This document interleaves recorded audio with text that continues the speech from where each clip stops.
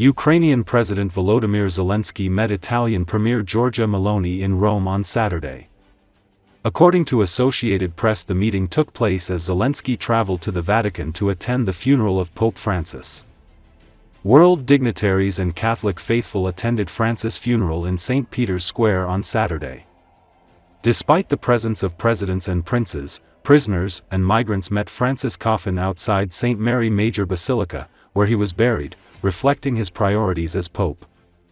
U.S. President Donald Trump, French President Emmanuel Macron, the UN chief and European Union leaders, as well as Prince William and the Spanish royal family, were among hundreds of thousands who attended the funeral mass.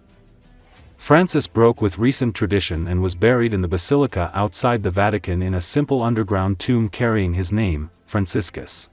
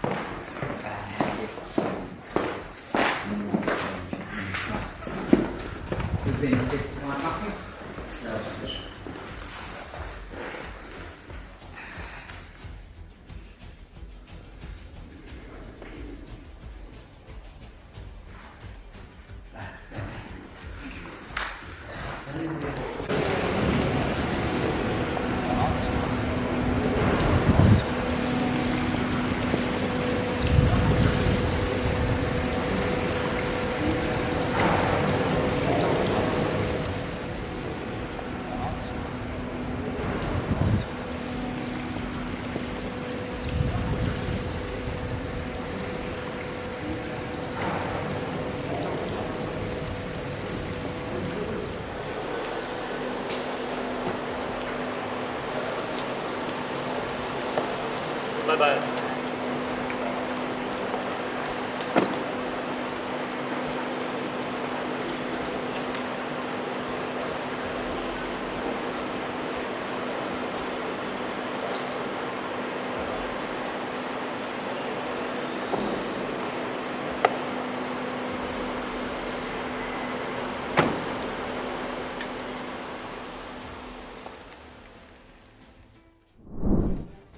Maria Vorontsova, the eldest daughter of Russian leader Vladimir Putin, is now publicly positioned as a major scientist with a world-class laboratory after winning a state-funded grant from the Russian Science Foundation, according to United 24 media. The grant supports her latest project, regulation of cell renewal processes in the body, the fundamental basis for long-term preservation of functional activity of organs and tissues, human health, and active longevity.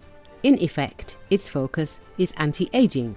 Vorontsova has led several state-funded programs in genetics and healthcare that align with the Kremlin's strategic interests, while receiving substantial funding, raising questions about transparency, financial benefit, and conflicts of interest. Historically, very little was published about Vorontsova's scientific work in international publications, and according to reports, official Russian sources only started publicly publishing her scientific background in December 2022. Her involvement in these programs and close ties to the Russian government have led to sanctions by the US, UK, EU, Japan, and New Zealand. United 24 media says Mikhail Kovalchuk, 77, who is crazy about eternal life, reportedly rushed to his close friend Putin, who is turning 72 this year, with the idea of the program. Russian authorities claimed that the program will save 175,000 lives. Meanwhile, more than 95,000 Russian soldiers have been confirmed killed in its war in Ukraine. Other reports have estimated the total as of July 2024 to be nearer 140,000.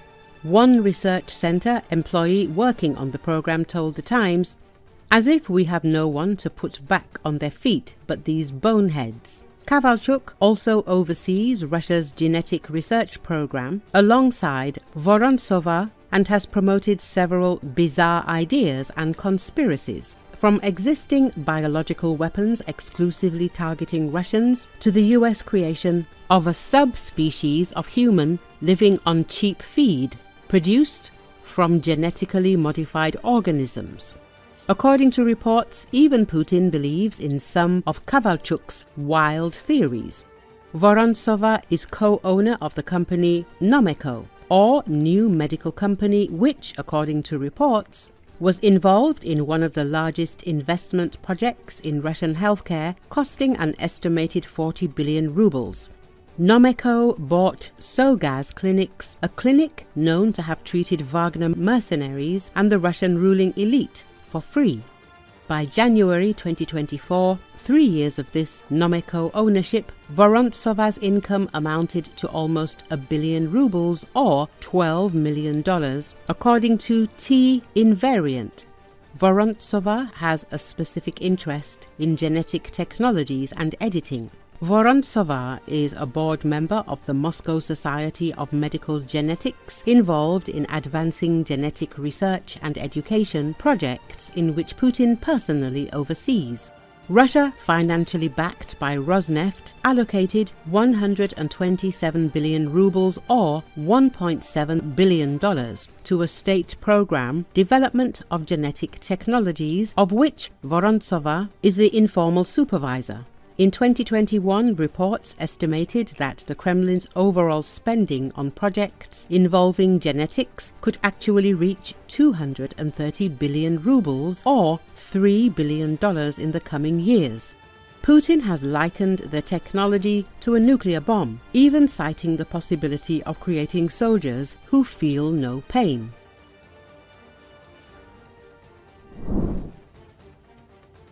A Russian two-star general serving as Deputy Operations Chief of the General Staff has been killed by a car bomb, officials have confirmed. The incident that claimed the life of Lieutenant General Yaroslav Moskalik occurred in the suburban Moscow town of Balashikha.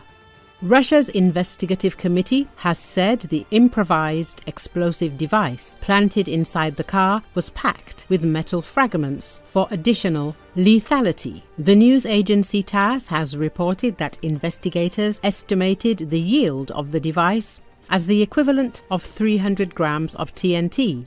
The aftermath of the attack was filmed by witnesses.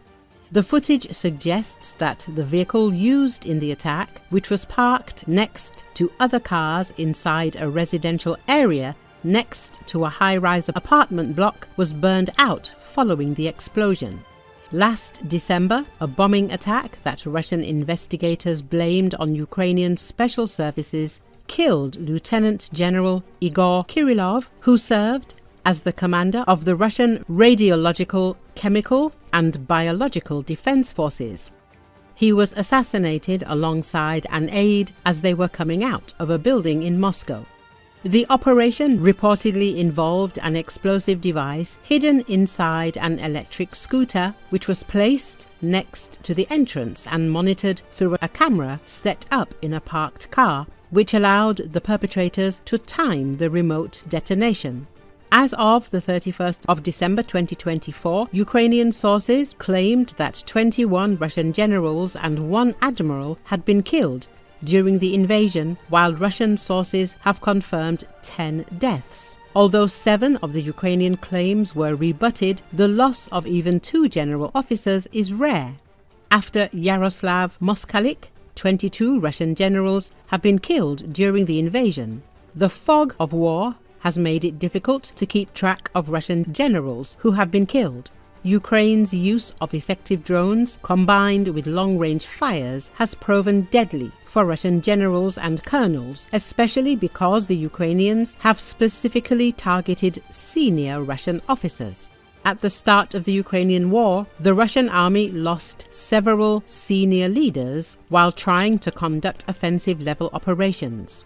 The deaths of so many Russian general officers at the start of the war also show the stark differences between the Russian and Western concept of senior leaders' responsibilities.